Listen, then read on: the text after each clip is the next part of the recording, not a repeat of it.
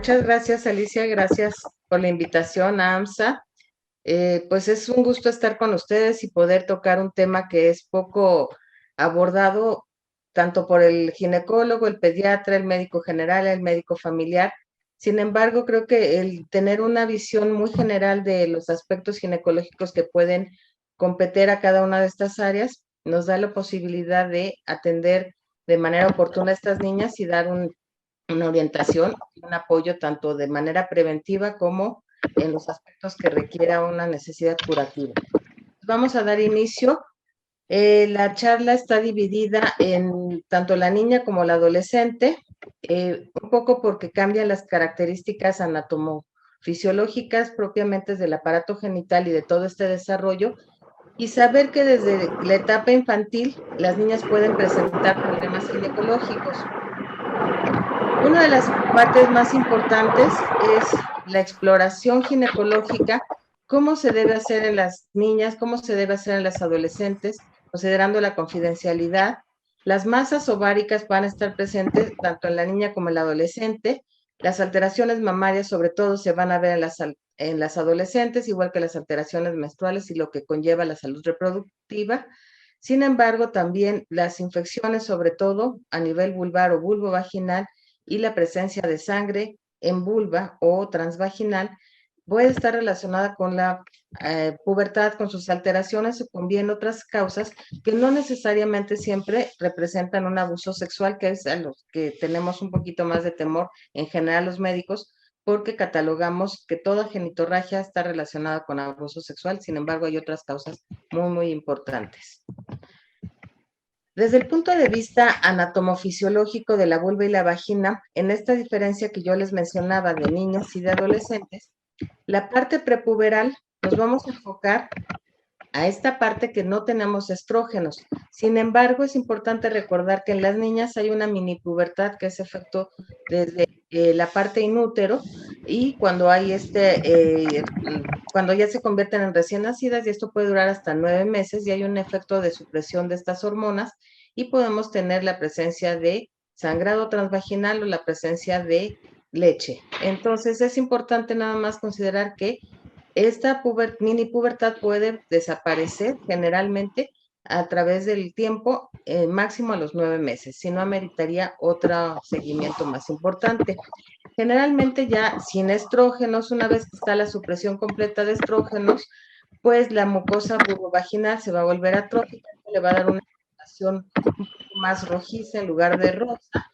Y lo que también es importante ver, que son factores predisponentes para algunos procesos infecciosos, es que hay poco tejido adiposo, no hay vello y no hay esta activación glandular ni la presencia de esta leucorrea fisiológica, que todo eso está relacionado con la presencia de estrógenos.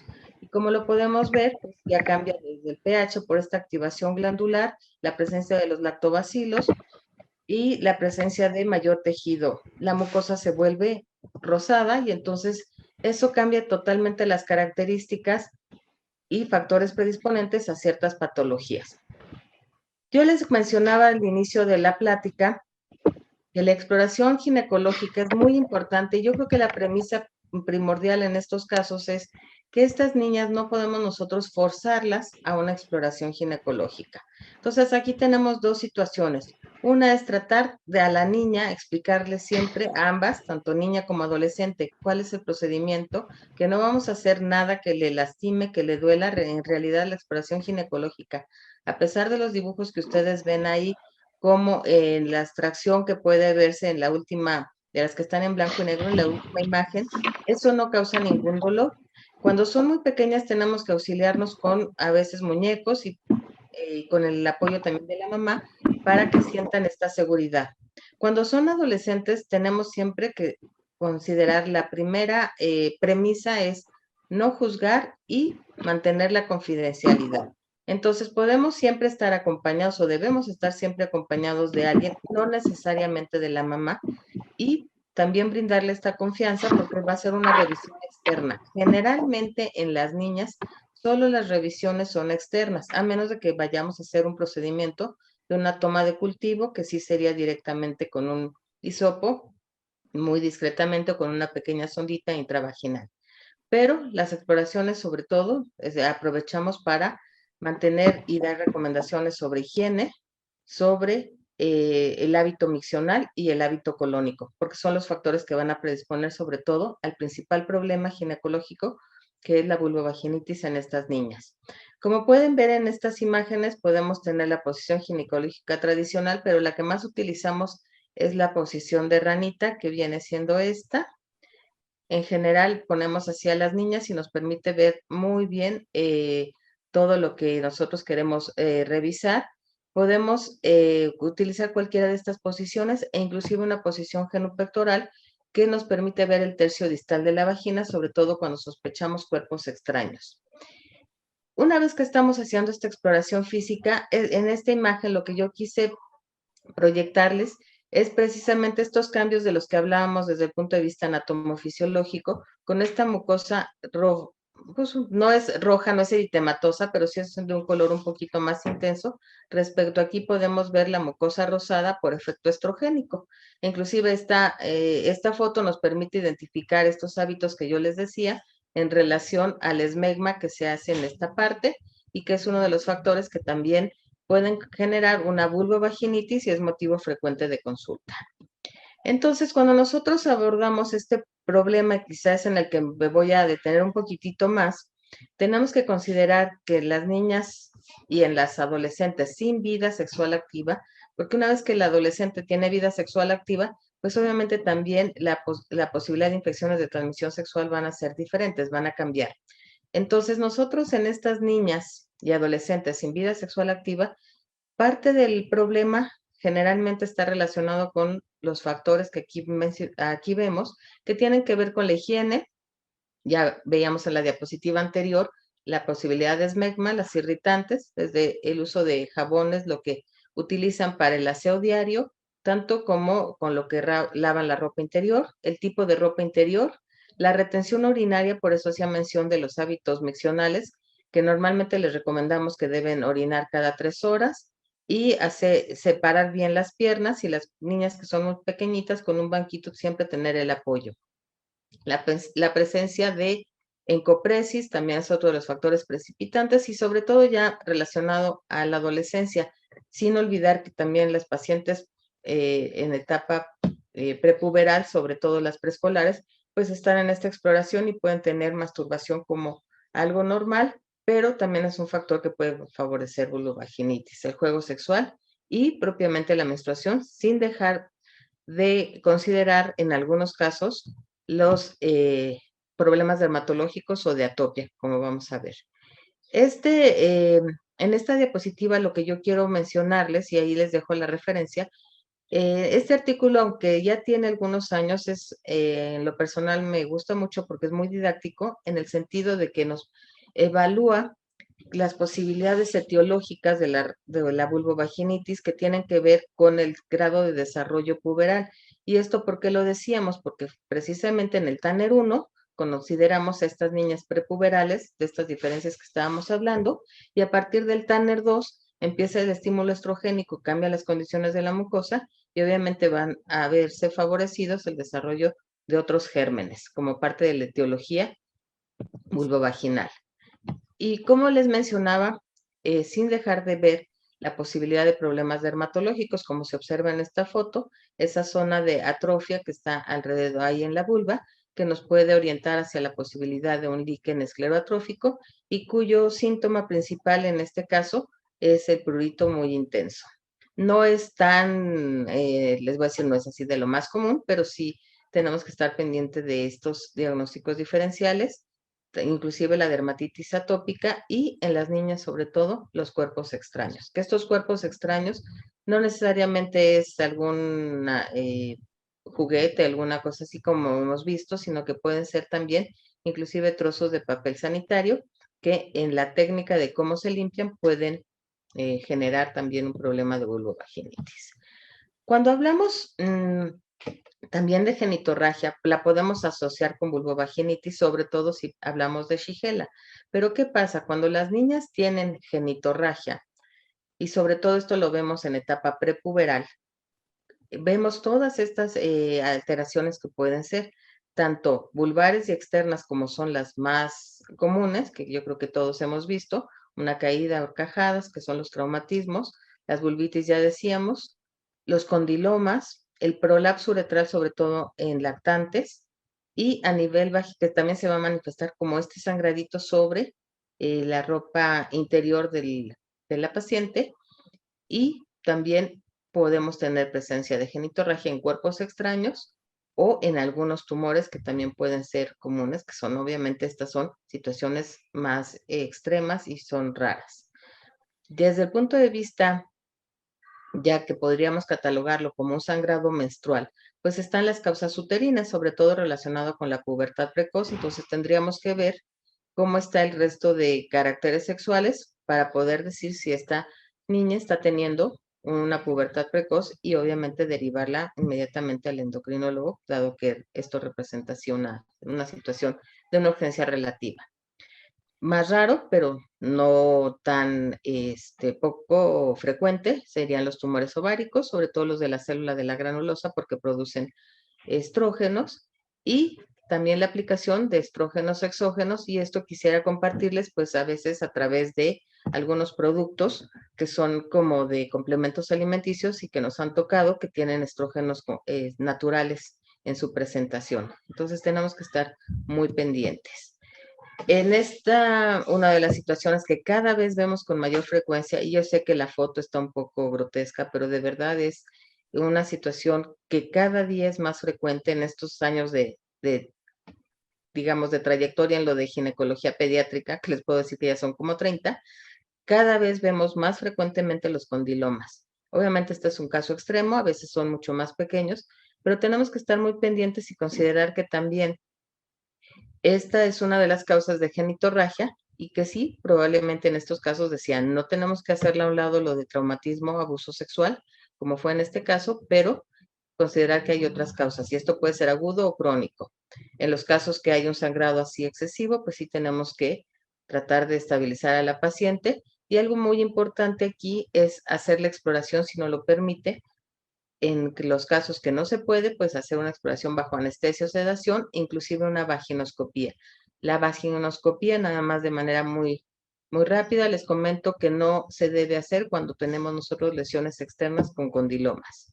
Que esto sí, en mayores de 3 años, por supuesto que hay que sospechar abuso sexual, pero en menores de 3 años pueden tener una transmisión vertical. Entonces, tenemos que conocer de manera general la evolución de las lesiones genitales que no tienen que ver con el himen, que generalmente son las vulvares, como les mencionaba, lo más frecuente, y el tiempo de resolución para que cuando nosotros demos la consejería a las mamás, pues podamos nosotros decirle cuál es el tiempo de evolución que se espera que tengan estas pacientes. Sobre todo cuando sí tenemos lesiones profundas o tenemos alguna otra duda o no se dé el sangrado, pues obviamente sí hay que tal vez pedir nosotros un apoyo. A, generalmente como pediatras nos apoyamos en los urólogos pediatras, que son quienes conocen mejor la anatomía, sobre todo porque son niñas y adolescentes, o sea, todavía en edad pediátrica. Otro problema que generalmente causa mucha inquietud a las mamás es la presencia de alteraciones en las mamas y sobre todo de las masas mamarias. Con toda la campaña de prevención del cáncer de mama, generalmente todas las masas mamarias que nos llegan, pues tienen que ver lo asocian con cáncer. Sin embargo, no es así. La mayoría de los tumores mamarios en adolescentes son benignos, menos del 1% se consideran malignos y muchas veces son secundarios a que la paciente ya tuvo quimioterapia y es como una segunda neoplasia. ¿Qué le vamos a ver a la mama? Secreción, tamaño, todo lo que está puesto aquí en esta diapositiva. Y algo muy importante que les quiero resaltar con la imagen es que de preferencia esta exploración nosotros la vamos a hacer así como si fueran rayos solares, de manera concéntrica, tratando de identificar las lesiones en cualquiera de los cuadrantes. Una de las alteraciones más comunes en pediatría es las alteraciones de pezones supernumerarios. Entonces, recordar nada más cuál es la distribución de esta línea mamaria que nos va a permitir identificar los pezones supernumerarios e inclusive las glándulas supernumerarias. Generalmente las glándulas supernumerarias son axilares, sin embargo, los pezones supernumerarios pues, se localizan en lo que se muestra aquí en el dibujo. Otra de las alteraciones son las mamas tuberosas que podemos ver en esta imagen, que también es un motivo frecuente de consulta y que nosotros lo vamos a identificar hasta la etapa puberal cuando empieza el desarrollo mamario. Es un defecto congénito que amerita un manejo aquí sí por cirugía reconstructiva y hay una resolución, siempre considerando que como son adolescentes, la parte de imagen corporal y de autoestima pues se ve afectada. Esto es un síndrome de Poland donde hay una agenesia del músculo y agenesia parcial de la glándula mamaria, que también nosotros tenemos que aquí considerar que si son adolescentes, en lo que se puede realizar el procedimiento estético por parte del cirujano reconstructivo, cirujano plástico, nosotros podemos ayudarle que el sostén tenga un poco de recubrimientos o cojines para que en la ropa se pueda ver como algo normal. Otro de los problemas también es la asimetría, tanto que sea una asimetría hacia hipertrofia o hipotrofia de las mamas, a veces relacionada así como en este caso de la diapositiva con un fibroadenoma gigante, que es el tumor más frecuente, pero en otras ocasiones es también lo que se conocía como hiperplasia virginal, que es una hipertrofia mamaria juvenil o macromastia, y que es por una sensibilidad excesiva a los hormonales. Generalmente, en estos casos también el manejo es la parte psicológica, sobre todo porque son adolescentes, como la parte que nosotros tenemos que ver cuál es la causa. Un aspecto importante a destacar cuando vemos o cuando evaluamos problemas mamarios es que en adolescentes, por el tipo de tejido que tienen, el tejido fibroglandular, el estudio, el estándar de oro, es el ultrasonido mamario. No está indicado hacer las mastografías. Entonces es importante que nosotros podamos identificar cómo está este tejido, si está relacionado con alguna masa como el fibroadenoma, que esta tumoración cuando es mayor de 2 centímetros se puede mantener en una vigilancia o mandar a cirugía porque a veces pueden ser únicos o múltiples y pues tampoco podemos nosotros hacer una resección completa. Sin embargo, cuando el fibroadenoma se reporta de 5 centímetros se le considera o se le llama gigante y en ese sentido es quirúrgico 100%. Otro de los aspectos que esos llegan quizás sea entre la vulvovaginitis y el sangrado uterino anormal, lo más común en adolescentes, es hasta qué punto nosotros vamos a tratar a las adolescentes o les vamos, que tienen unas alteraciones menstruales, específicamente este sangrado anormal que no es cíclico, que tiene un patrón no definido, o cuando nosotros vamos a decirle no, está en los primeros 2 años de edad ginecológica, que es el tiempo entre la menarca y el momento que lo estamos evaluando, y decimos es por inmadurez del eje, ¿no? Que era lo que se conocía así, que es una disfunción ovárica. Sin embargo, si nosotros vemos que el sangrado es muy abundante o prolongado, es momento de tratarlo, porque no podemos permitir que una niña llegue a presentar anemia, descompensación hemodinámica por la presencia de estos sangrados. Entonces es importante evaluar también, antes de esto, cómo está su desarrollo puberal, recordando siempre que la secuencia normal es telarca, pubarca, menarca, y que más o menos el tiempo transcurrido entre la telarca y la menarca va a pasar entre 1 año y medio y 2 años.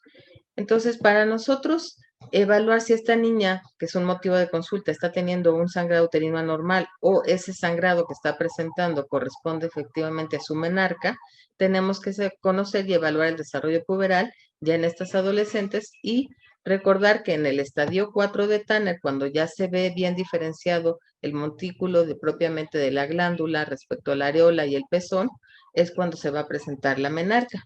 Nosotros como latinas podemos presentar una menarca desde el estadio 3. Entonces, si nosotros consideramos que esta chiquita está teniendo estos problemas de sangrado, pero sí tiene un desarrollo puberal normal y esto le va a generar sangrados abundantes o muy prolongados, pues sí es importante que se dé un tratamiento aún y cuando no cumpla los 2 años que están esperados para que acabe este proceso de maduración completa.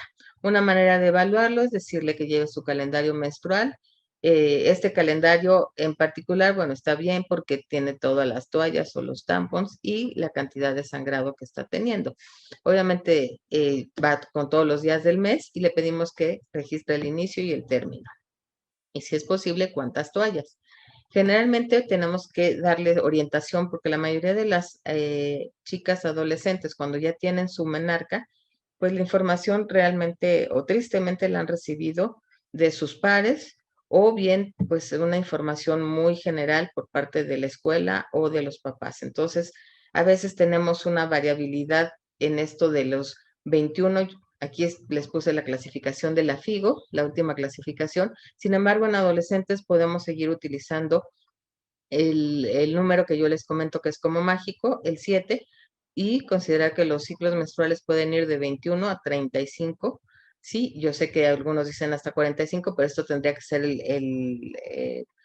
como el común denominador de esta presencia de ciclos en esta adolescente. Sin embargo, nosotros manejamos que en estos 21 a 35 días y como número mágico el 7, ¿verdad? Porque con eso podemos movernos, una semana antes se le adelanta, una semana después, nosotros podemos evaluar.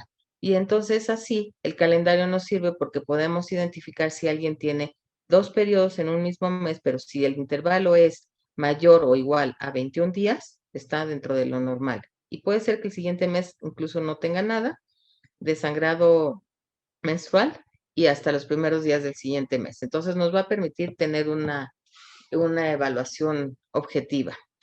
Cuando nosotros estamos hablando de que efectivamente esta niña tiene un sangrado uterino anormal, lo que sabemos es que la mayoría de estos ciclos son anovulatorios y esa es la principal causa en adolescentes.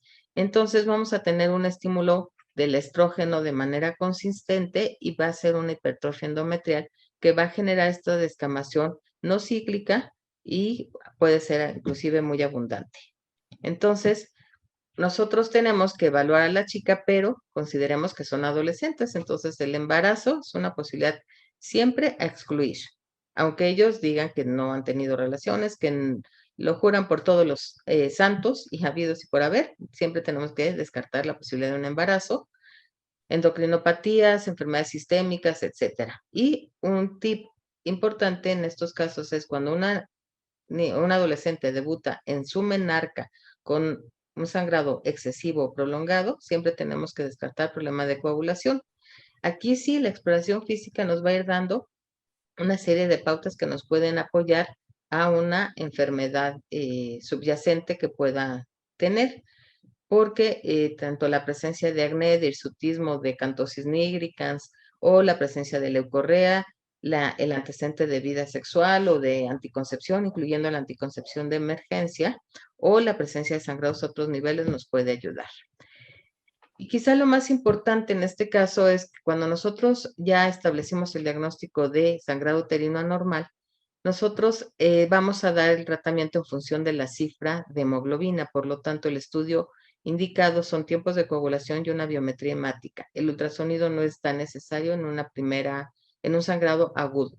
Y como dice aquí, el esquema generalmente se van a dar anticonceptivos orales en un esquema, dependiendo la hemoglobina o la cantidad de sangrado, que puedan ser desde cada 6 horas, después hasta que ceda el sangrado, después disminuye la cantidad a cada 8 horas, luego a cada 12 horas, y después ya lo dejamos cada 24 y evaluamos cuál va a ser el seguimiento, el tratamiento a seguir. Sin embargo, una vez que nosotros evaluamos al paciente, podemos ver cómo se va manifestando el sangrado, si es un sangrado sigue siendo rojo rutilante o ya va disminuyendo. Entonces, siempre tenemos que además acompañar de sulfato ferroso, porque recuerdan que muchas veces estos sangrados no van a ser agudos, sino que ya van a ser crónicos y se van depletando el pool de sulfato ferroso, de hierro. Y por último, pues queremos hacer énfasis en esta parte de salud sexual y reproductiva y que yo quisiera dividirla en dos aspectos. Una va a ser la parte de salud sexual de salud sexual y la parte de salud reproductiva. Mucho de lo que de repente genera controversias es la salud reproductiva, porque finalmente todas las personas tienen derecho tanto a la salud sexual y reproductiva.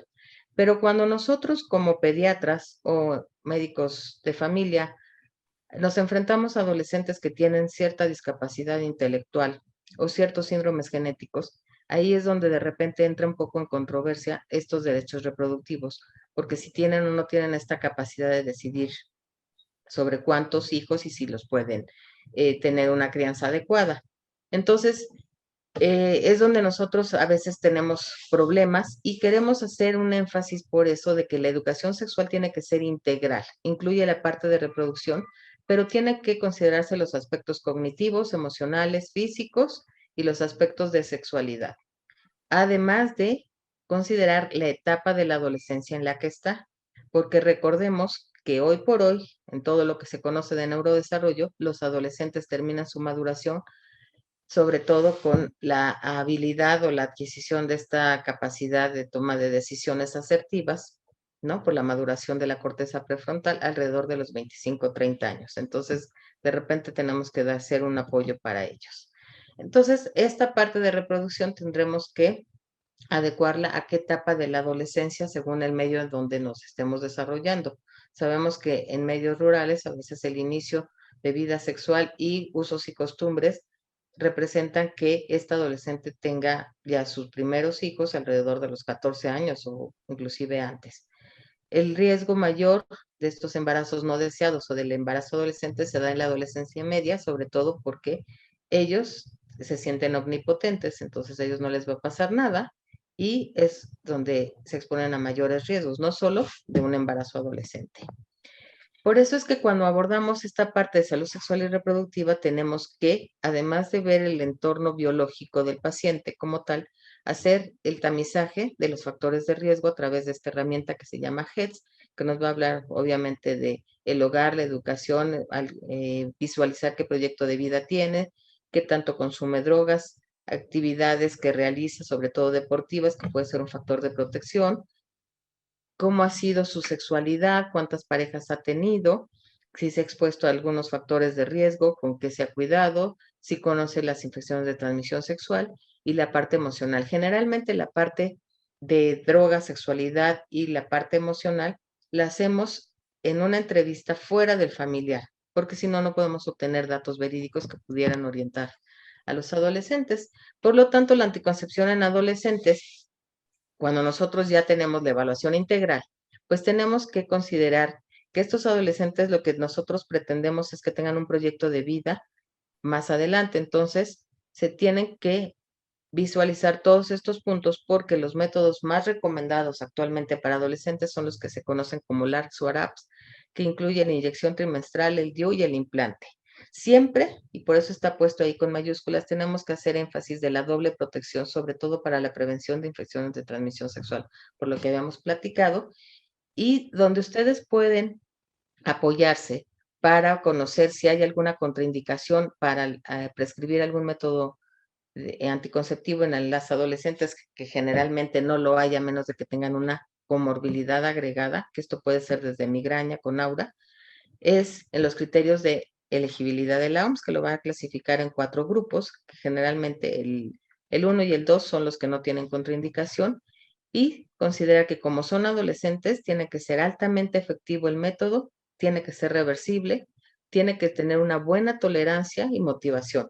Recordemos que por qué estos métodos del implante, el DIU y la inyección trimestral, porque los adolescentes van a ser olvidadizos o muchas veces es importante que toman algún método anticonceptivo sin anuencia de los padres, lo cual totalmente está permitido y tenemos protección legal hacia ello. Esto es de manera muy general, parte de la referencia rápida de los criterios de elegibilidad de la OMS y nada más se los quise mostrar, yo sé que las letras no se ven, pero es como una especie de semáforo ahora que está tan de moda, pues entonces lo que es el verde y los dos verdes, pues obviamente representan luz verde, que podemos nosotros prescribirlo, uno sin ninguna restricción, el otro supera beneficios que los riesgos, y lo que está en tono rosa-rojo, pues ahí el rojo es contraindicación absoluta. Entonces es una manera de que ustedes se puedan guiar y conocer que obviamente estos métodos LARCs, que son los ideales para las adolescentes, pues tienen una alta eficacia, son los más eficaces, alrededor del 99%.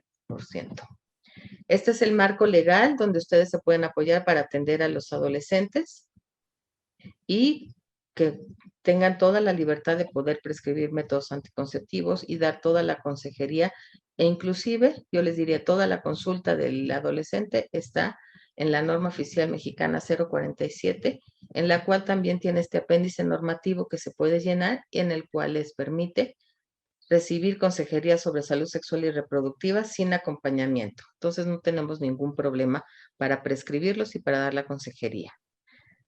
Bueno, pues quisiera ya con esto darles las gracias y les dejo mi correo por cualquier duda, cualquier apoyo que requieran. Y es muy importante que nosotros tratemos de abordar estos aspectos ginecológicos de la niña y del adolescente y pues compartirles que tenemos un pequeño libro de ginecología de la niña y la adolescente. Lo pueden adquirir por Amazon, por la editorial Pidesa o en la librería Leo. Y ahorita pues con lo de la pandemia pues les llegará directamente a su casa. Muchas gracias. De la protección contra VPH, básicamente vamos a hablar de las vacunas que hay en este momento, algunas opciones de esquemas de vacunación en el momento de desabasto de alguna o de otra y las nuevas opciones que vienen pronto en el mercado. Ya me presentaron solo como conflicto de interés, soy gerente médico de vacunas en JCK México, no voy a hablar de producto. Sabemos que el VPH, el cáncer cervicuterino, es la segunda causa de muerte por cáncer en mujeres en México, ya no en el mundo, ya no es la segunda causa en el mundo, y esto muy probablemente tiene que ver con varias medidas preventivas, no necesariamente la vacunación. Sabemos que el tamizaje con Papá Nicolau, con colposcopía, fue el parteaguas para que esto pudiera ser una diferencia en la salud pública, pero por lo menos en 2012, la información de 2012, cada 2 minutos moría una mujer por cáncer cervicuterino en el mundo, y en México 1.16 mujeres cada 2 horas, es decir, 14 mujeres diarias. No significa que ahorita la vacunación que hemos empezado en México desde hace 10 años sea ya el parteaguas, porque como ustedes saben, hace 10 años empezamos a vacunar niñas de 5º año de primaria u 11 años no escolarizadas, y eso no significa que ya hemos bajado estas tasas de cáncer, porque estas niñas en este momento pues tendrán 20 años y todavía no es el momento en que presenten en general los datos clínicos para el cáncer. Muy probablemente sí va a haber una disminución muy aparatosa en esta generación de mujeres vacunadas a partir de 5º año de primaria, porque lo que sí hemos visto a lo largo de la historia de la vacunación contra VPH es que por lo menos, y voy a mencionar algunos datos de impacto en el mundo, en donde sí sabemos que si tenemos una vacunación adecuada desde antes del inicio de la vida sexual activa, necesitaríamos únicamente 2 Papá Nicolaus a lo largo de nuestra vida. Eso no quiere decir que ahorita, si ya están vacunadas, se lo dejen de hacer. Eventualmente podrá ser una recomendación. Una de las cosas por las cuales el cáncer cervicuterino sigue siendo un problema es porque en México y en la mayoría del tercer mundo, solamente el 50% de las mujeres se realiza un Papá Nicolau en el tiempo que debe ser realizado.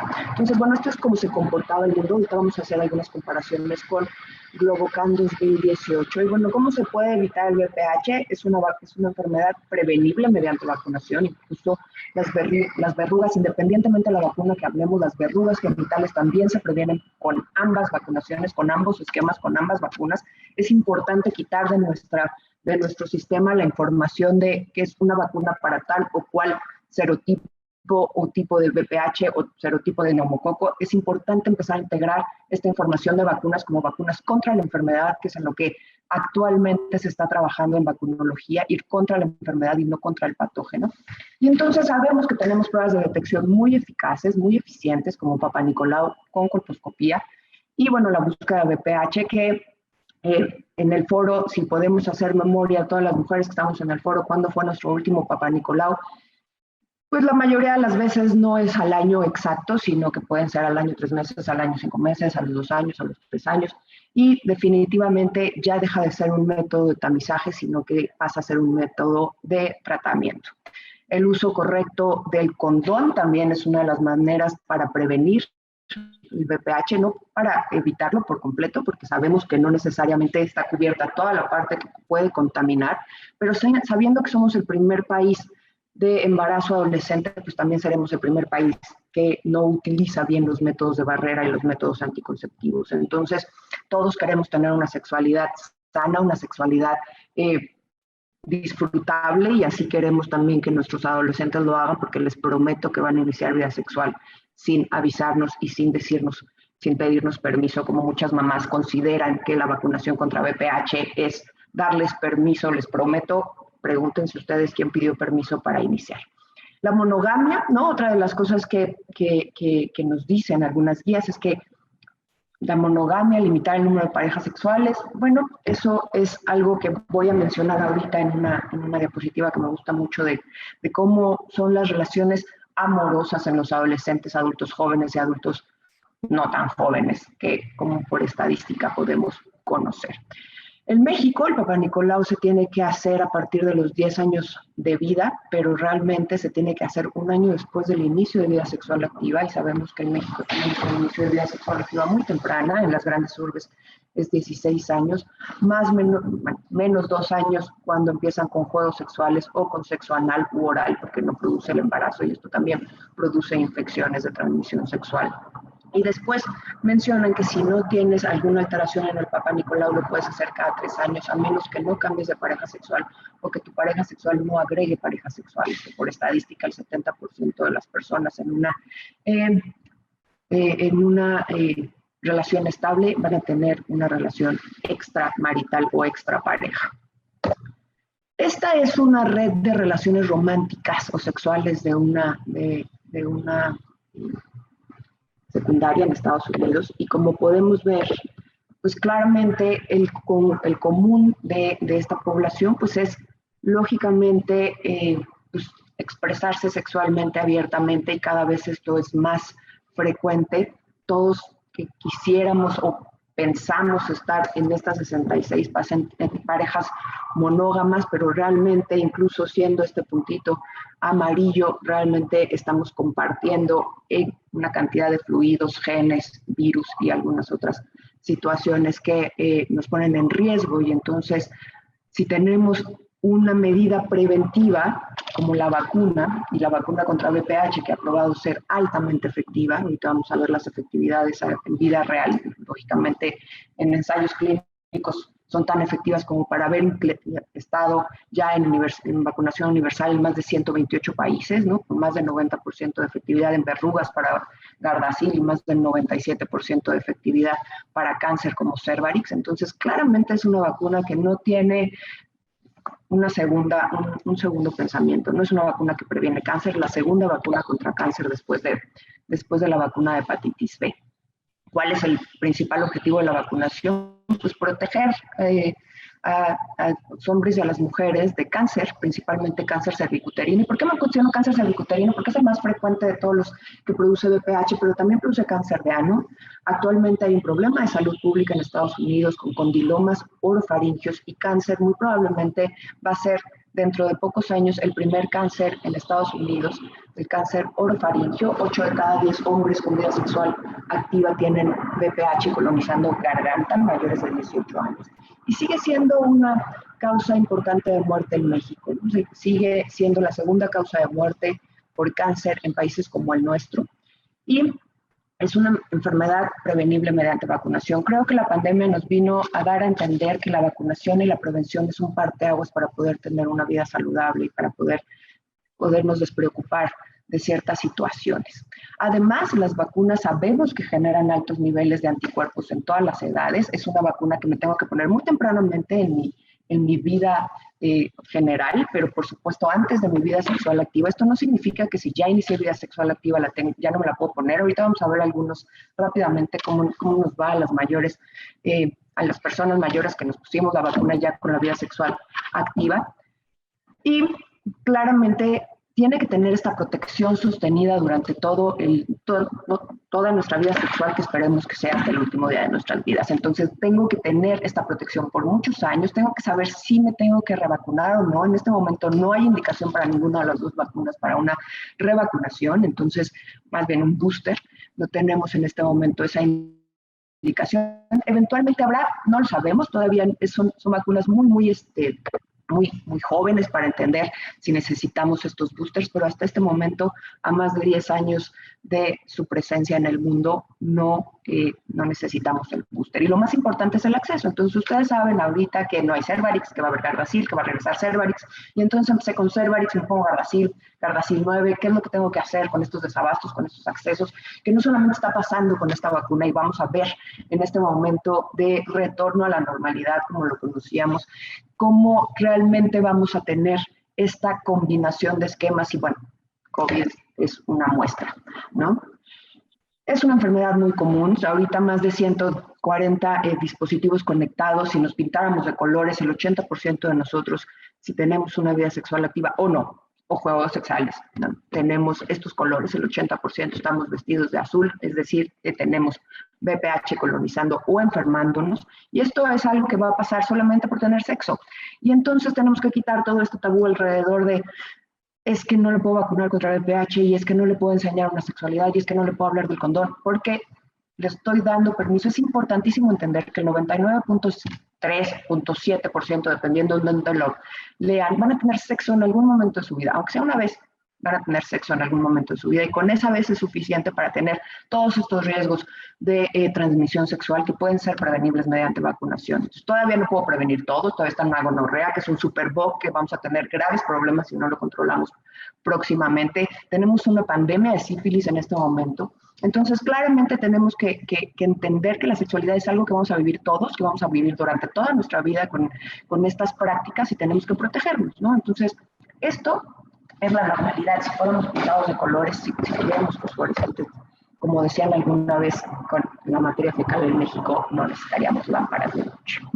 Y bueno, el riesgo es mucho más temprano de lo que pensamos. Hay un estudio que a mí me gusta mucho, es un estudio ya antiguo, pero realmente es como están las prácticas en los adolescentes en el mundo. Estos son adolescentes de primer mundo y fue un estudio de corte de 387 niñas entre 14 y 17 años. Y de estas 387 niñas, solamente 22 que decían, bueno, todas ellas decían no haber tenido sexo, pero de estas solamente 22 sin historia de sexo vaginal eran realmente negativas a enfermedades que son exclusivamente de transmisión sexual.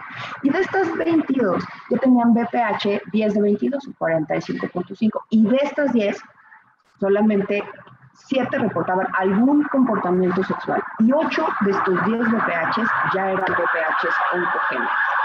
¿Cómo nos ha ido a 10 años de inicio de la vacunación nativa universal en México? Sabemos que según lo que dicen la OPS y según los reportes oficiales que tenemos de coberturas, es una de las coberturas más altas, pero también si lo vemos como pediatras, si lo vemos como médicos, sabemos que es una de las vacunas que más preguntas nos hacen los papás de realmente se la puedo poner en la escuela, está bien la refería, ¿no? Entonces, sabemos que tenemos algunas deficiencias y también sabemos que no tenemos unas coberturas en este momento tan elevadas como las tendríamos fuera de pandemia. Y esto es México en 2018, si recuerdan, era 1.6 mujeres cada 2 horas. Sigue muriéndose una mujer cada 2 minutos por cáncer cervicuterino en el mundo, por países como los que están en negro y en rojo, pero México pasó de estar rojo a estar negro, principalmente por el tamizaje Papa Nicolau, las campañas de Papa Nicolau y colposcopía, y esperemos pasar en verde por la vacunación universal, por lo menos con cáncer cervicuterino.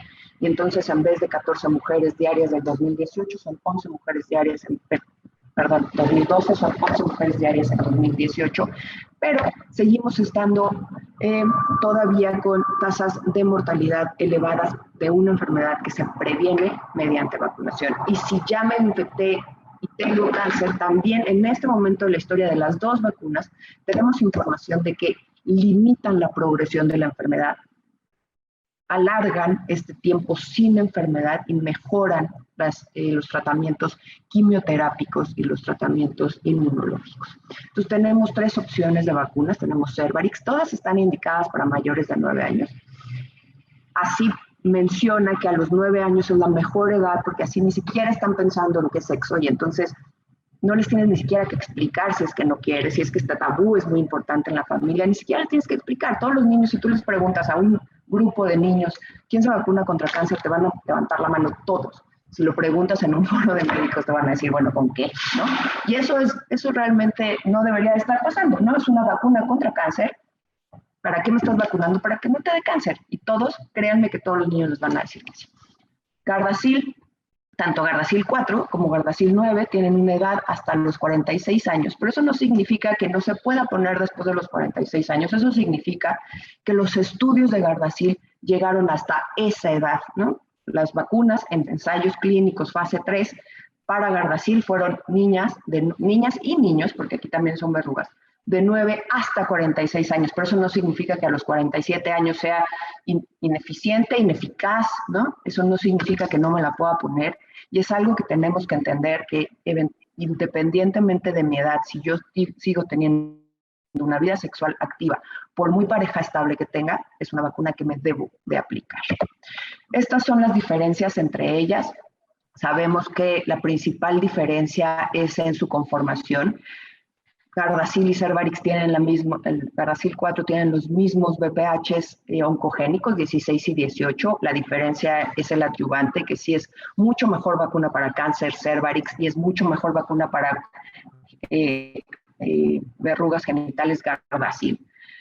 Y después, por esta ineficacia de cáncer que demostró Gardasil con 46% contra cualquier tipo de cáncer, con los estudios de Future 1 y Future 2, hay que incrementar tipos de VPH porque no tenían esta protección cruzada que sí tiene Cervarix.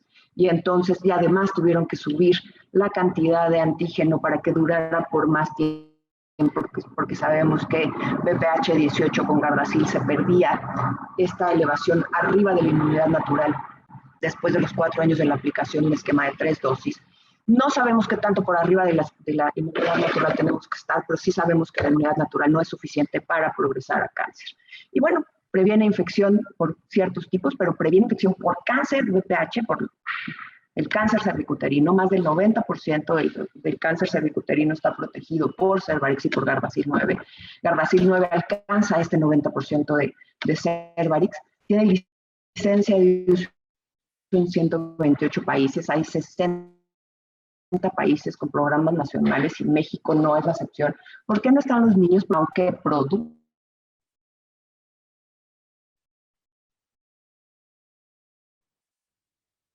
cáncer de ano, cáncer de orofaringe y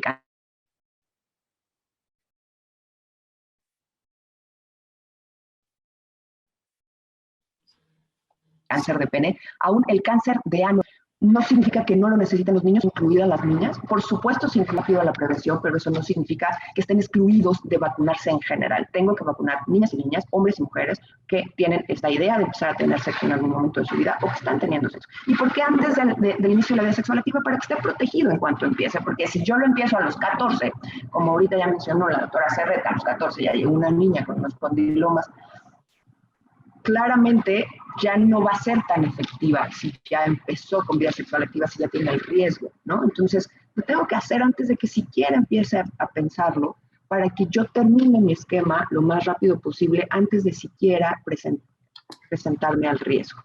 Y por supuesto, aunque no lo crean, hay estudios que demuestran que vacunarlas desde los 9 años no incrementa la promiscuidad.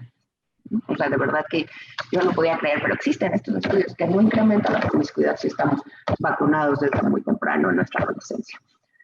De aquí lo que les mencionaba al principio, tenemos que integrar esta información de las vacunas protegen contra la enfermedad y no contra tipos de VPH, no contra tipos de neumococo, no contra tipos de rotavirus.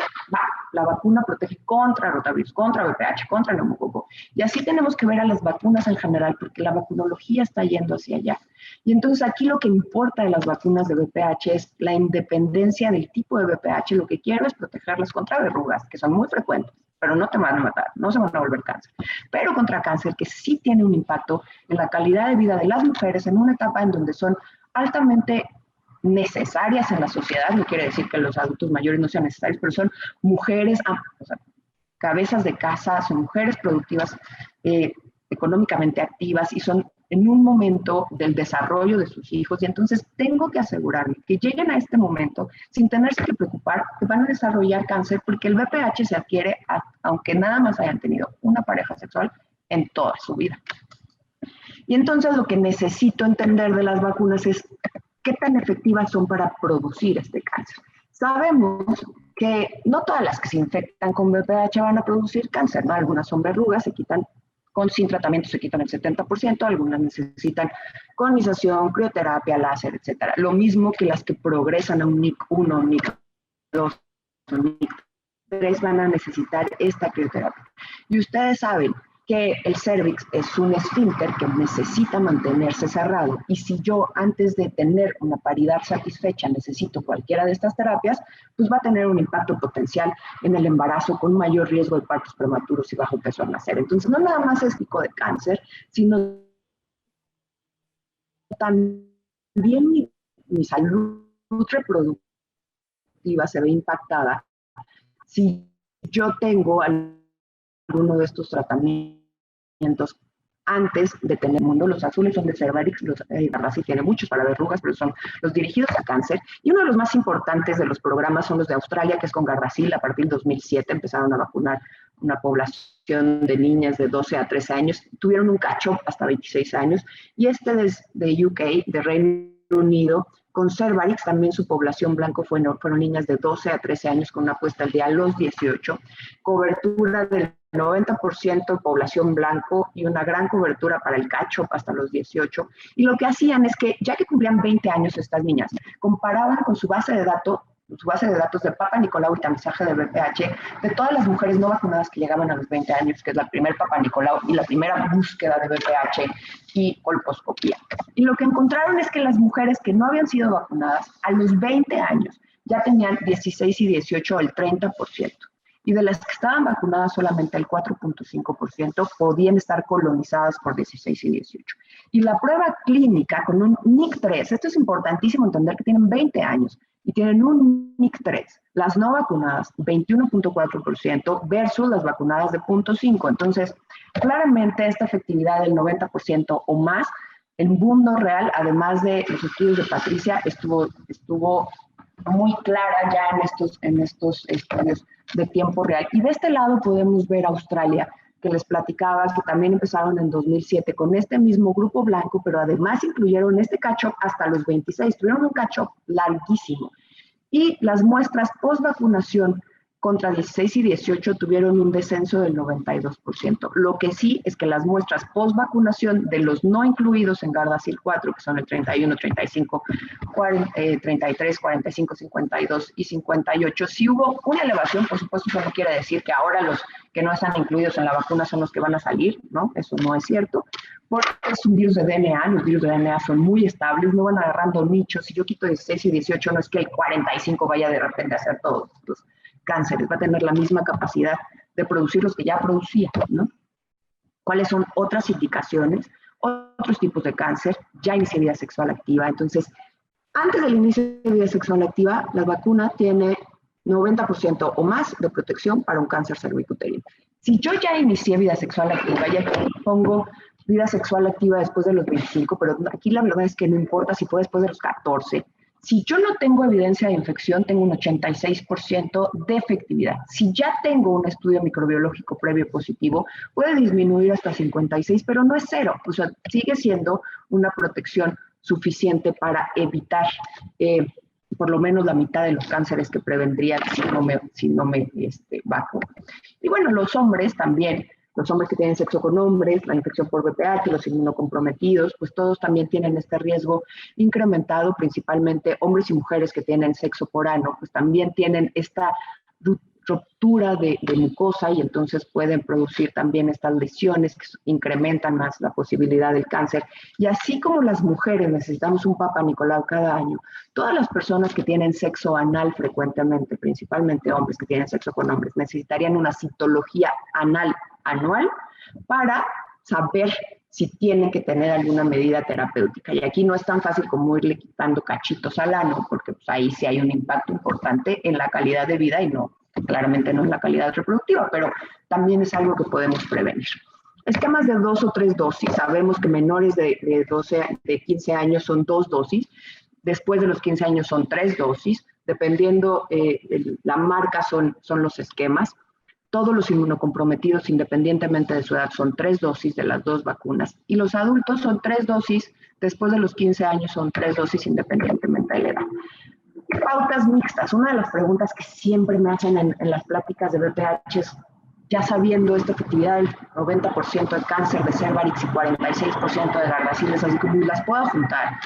Esto salió en 2018, en 2019, las pautas mixtas. Y entendemos que sí, Hay efecto potencializador, aquí es con Gardasil 9, ya no se hizo con Gardasil 4, pero es con Gardasil 9.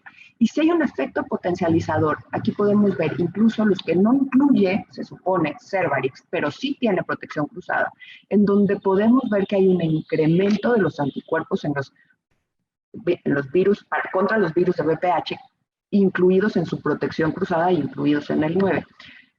Es mejor un esquema, el orden de los factores sí altera el producto, es mejor un esquema empezándolo con Cervarix y terminándolo con, empezándolo con Gardasil y terminándolo con Cervarix. Es mucho mejor un esquema mixto.